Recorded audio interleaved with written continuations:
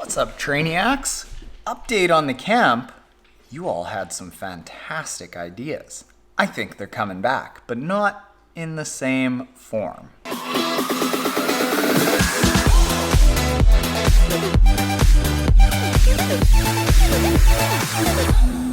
Okay, so if you haven't been around for a while, about 3-4 weeks ago, I announced that I was going to try to hold training camps here in Winnipeg. Try being the key term.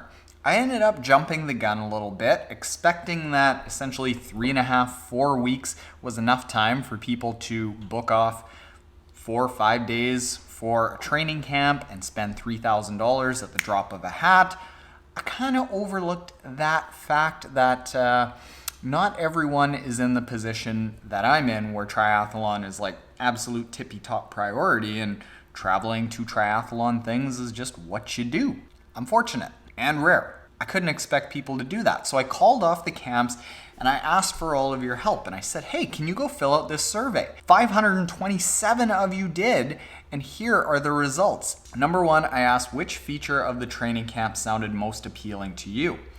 And by a very large margin, it was determining your season plan, race strategy, training zones. That's figuring out your heart rate intensities, when you should do strength training in the year, when you should do speed work, when you should do recovery, when your off season is, all of that, which surprised the hell out of me because I actually thought about that as like, we've got an afternoon to fill, what should we do?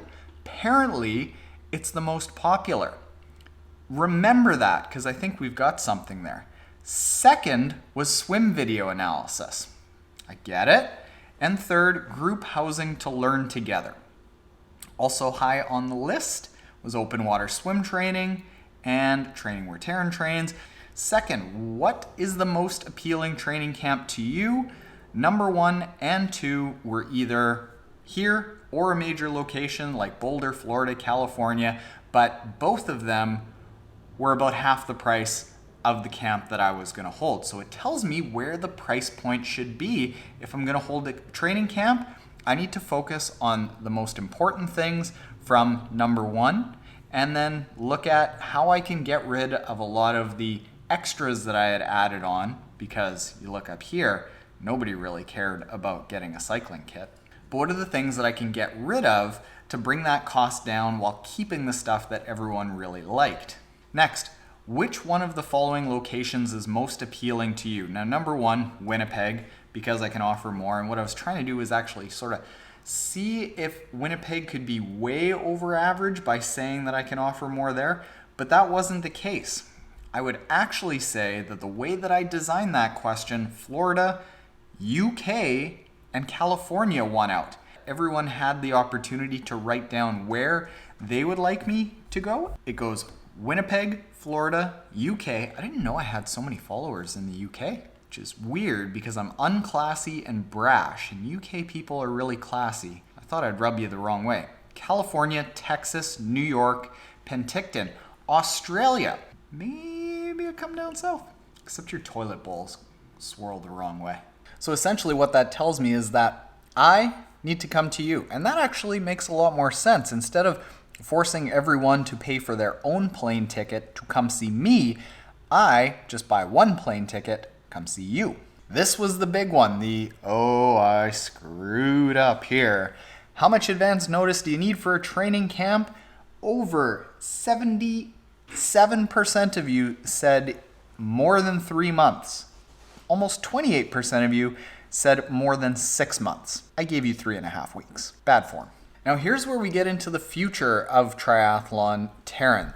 This is how I decide what to keep, what to get rid of, because fact of the matter is that I probably rushed that camp because I didn't have enough time to consult you properly. What is most helpful? By far, the YouTube channel. In second place, the podcast. That's all Kim. That's not me. In third place, the free resources. In fourth place, the Trainiacs podcast. So I am here to announce that within the next couple of weeks, Trainiacs podcast, kind of bittersweet because it's actually growing. We just had our first episode that passed 2,000 downloads. But the thing is, we need to be able to focus on the most important stuff. We need to be great at a few things, not good at a whole crap ton of things. So if you want to get your question answered on the Trainiacs podcast, go to triathlontaren.com/Trainiask and get it in really quickly. Also, where do you follow Taren? Trainiacs, way down there.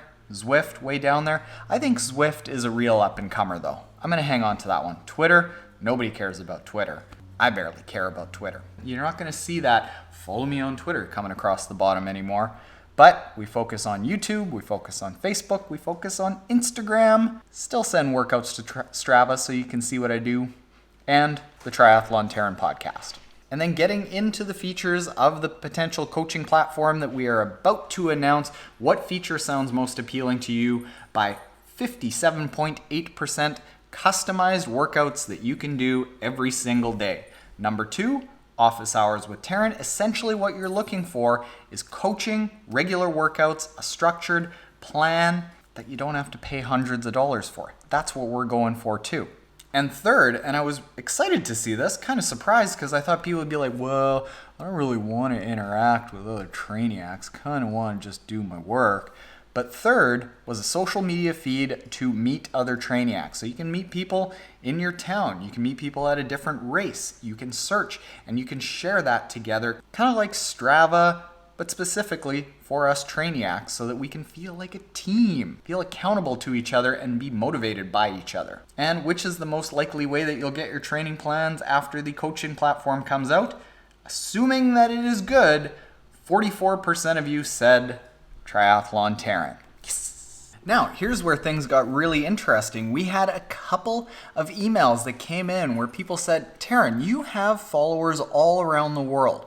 Other coaches typically are very regional. They have to have a training camp because everyone is around them. That also makes it easier to keep the cost down because they're already there. But Trainiacs are all around the world, and 2 people separately mentioned, hey, why don't you do a virtual training camp where over the course of maybe 3 or 4 days, you give workouts and you do it on your own, or we can stream it. We can figure out the technology to do that. Back to that first answer about what was most popular, we can do classroom sessions online, figuring out your race strategy, your nutrition strategy, your annual training plan, all of that stuff virtually, bring the cost way down. Like I think we could do that very easily. And then you can still be at home. You can take care of things that you have to with work, with family, with whatever it is. You can fit in those workouts and those classroom sessions on your own time. And then at the end of the camp, like say Sunday night from noon until the wee hours of the evening, I could do a wrap-up one-on-one 20-minute session with you to make sure that everything that we went through, all of the workouts, all of the figuring out, all of the education, or if you just want to wrap and talk about Petey and Gracie, like we can do that too. So here's what I'm going to ask you. No survey, no go sign up for this or that. I just want to get an indication of if that sounds good. So if that sounds good, hit the like button below. And if you really want to fancy it up and you've got ideas, suggestions, comments about how much you love it, how much you hate it, comment below. I think that that is one of the best ideas out there because there's Trainiacs all over the place. And frankly, who wants to come to Winnipeg? I barely want to come back when I go traveling. So there we go, Trainiacs, onward and upward. Camps still happening, a little bit differently later.